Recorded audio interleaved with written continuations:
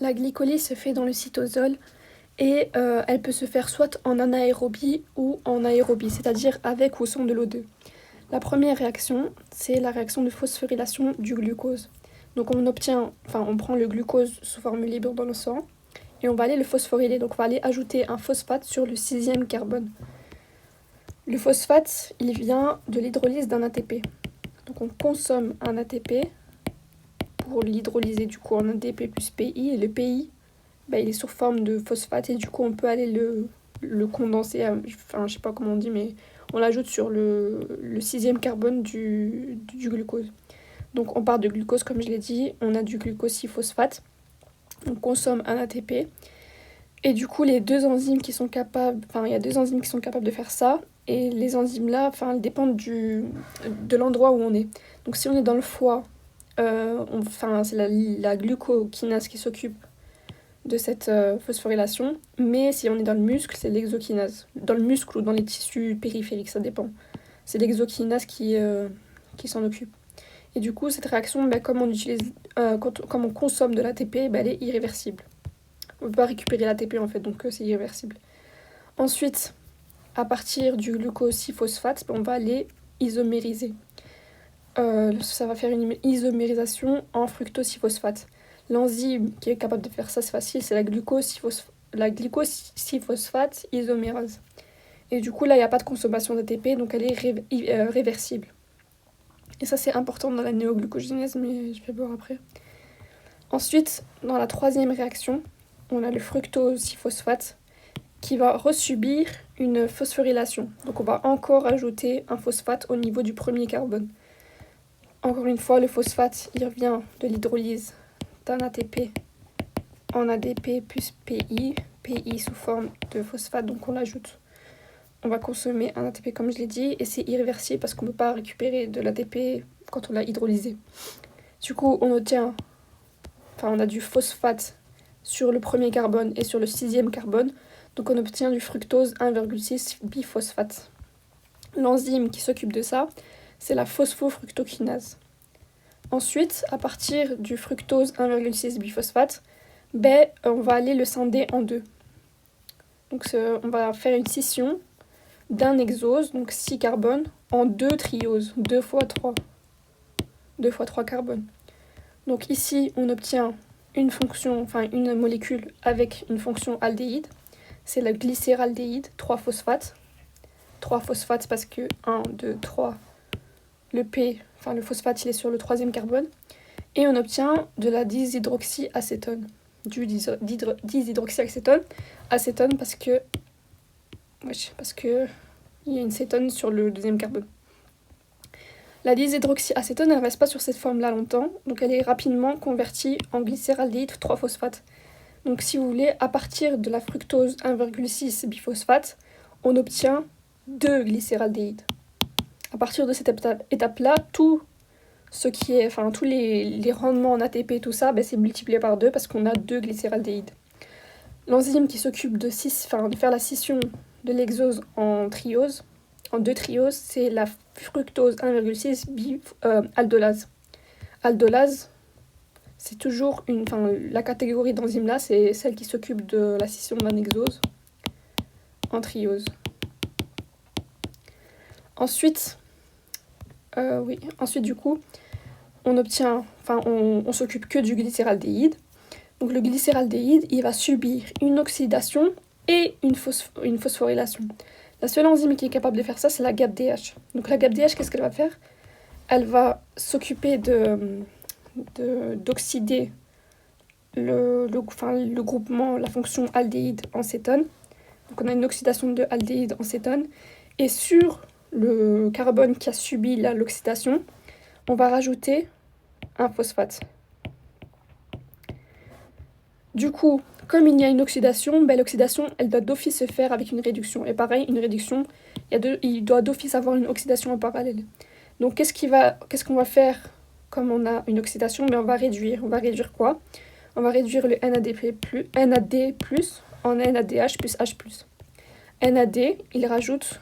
quand tu réduis le NAD, ça fait on obtient 2,5 ATP. Mais attention, les 2,5 ATP, ils sont disponibles que quand il y a de l'O2. Pourquoi? Parce que le NADH, en fait, il est récupéré dans la chaîne de transport d'électrons. Et du coup, la chaîne de transport d'électrons, elle fonctionne que s'il y a de l'O2, parce que l'O2, c'est l'accepteur final d'électrons. Donc, si on n'a pas d'O2, ben, le NADH, il ramène pas d'oxygène, il ramène pas d'ATP, donc on s'en fout en fait. Et encore une fois, ici, on a 2,5 pour un seul NADH. Mais comme on part de 2 glycéraldéhydes, ben, on fait multiplier par 2. Donc à la fin, on a 5 ATP à partir de cette réaction si on a de l'O2. Donc la GAPDH, elle a un mécanisme spécial. Donc en fait, dans son site actif, elle a du NAD+, donc la coenzyme qui sert à faire la réduction en parallèle, et elle a un groupement SH. Donc il faut savoir que la coenzyme, elle n'est pas elle n'est pas liée fermement au site actif, genre elle peut bouger. SH, il va venir se lier avec le glycéraldéhyde. Donc le glycéraldéhyde, ici on a la fonction aldéhyde, et là on a le R. Le R, c'est la chaîne du glycéraldéhyde, mais je ne l'ai pas écrit parce que voilà. Du coup, il y aura une liaison, et ça va former un hémithioacétal. Thioacétal, parce qu'on a un aldéhyde. Un aldéhyde plutôt. Donc ensuite, cet hémithioacétal, il va subir une oxydation. C'est ce qui se passe ici en fait. Donc on va oxyder d'abord ça. Donc on obtient ici un groupement cétone. Ça, en tout, ça s'appelle un thioester. Et du coup, comme on a eu l'oxydation, on doit d'office avoir une réduction en parallèle. Et c'est le NAD+, qui va se réduire en NADH. NADH, il ne reste pas lié au site actif parce qu'il ne sert à rien quand il est réduit. Donc il va bouger et va être remplacé par un nouveau NAD+. Ensuite, donc, quand le NAD+, il a été remplacé, quand le NADH a été remplacé par NAD+, ben, en parallèle, le thioester, donc la forme oxydée de l'hémithioacétal, on va lui rajouter un POH. Et du coup, non pas POH, PO3 de moins. Et du coup, on va former le produit final, celui qu'on veut, quoi. Et du coup, il va se détacher du site actif. Il y a du SH qui va revenir et on peut refaire un nouveau cycle. Donc, ce qu'on obtient après toutes ces étapes ces étapes enzymatiques, ben, c'est du 1,3 biphosphoglycérate. Ouais, c'est ça. Pourquoi? Parce que 1, 2, 3, dans le carbone 1, on a du phosphate, dans le carbone 3, on a du phosphate aussi.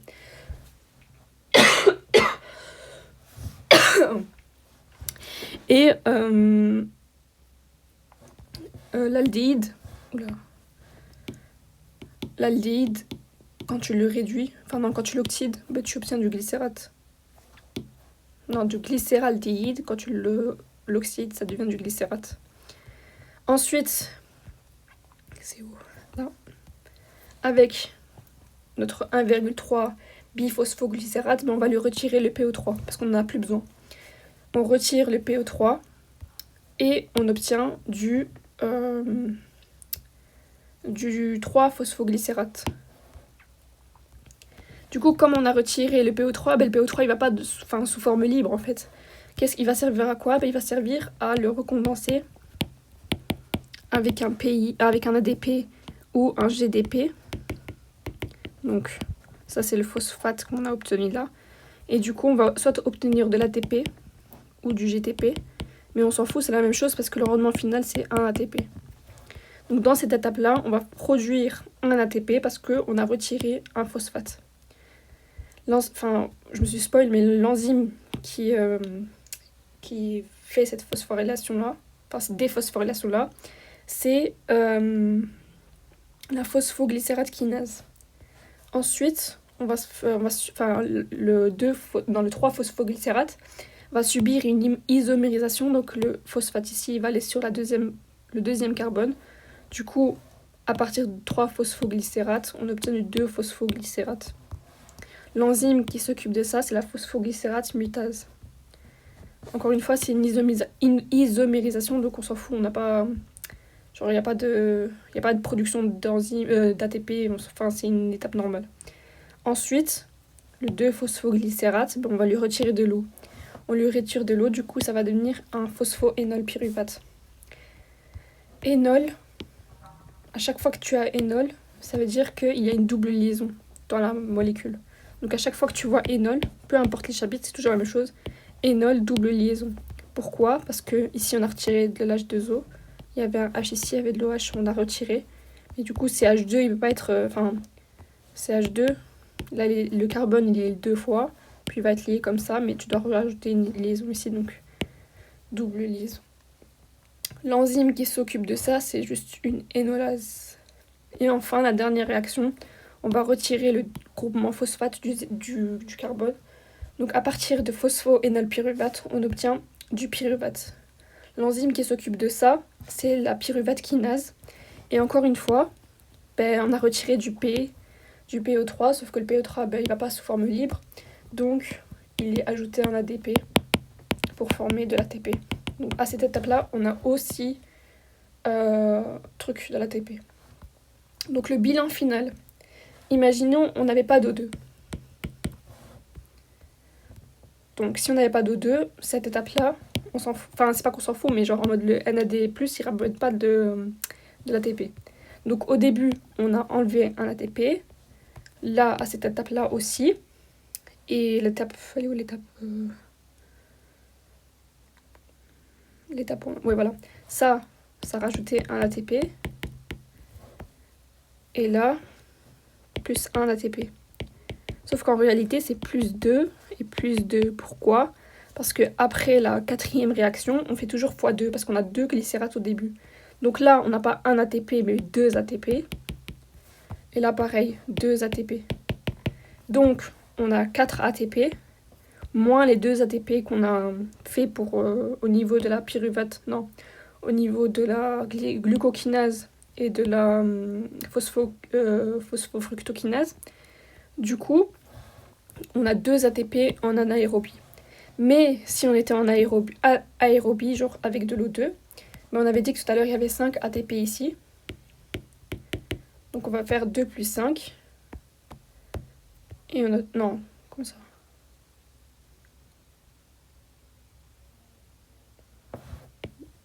Ouais, 2 plus 5, du coup ça fait 7, ouais. On a 7 ATP.